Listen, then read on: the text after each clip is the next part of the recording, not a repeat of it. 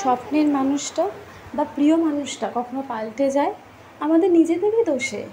আমরা নিজেরাই তাকে বেশি যত্ন দিয়ে ফেলি, নিজেদের সব শখ স্বাচ্ছন্দ্য ভুলে গিয়ে তাকে নিজের করে ভেবে ফেলি, কিন্তু সেটা তো কখনোই সম্ভব নয় না। সে একটা আলাদা মানুষ, তার রুচি, তার জ্ঞান, তার ধারণা পুরো আলাদা।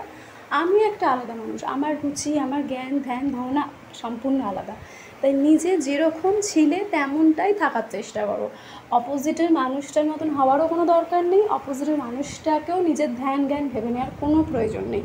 তাহলে দেখবে নিজের জায়গায় নিজেও ঠিক আছো, আর নিজের মান সম্মানটাও নিজে বজায় রাখতে পেরেছো।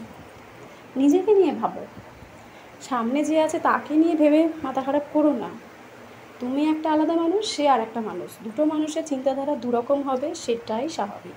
তবেই জীবনটা আরও সরল হবে। বুঝেছো?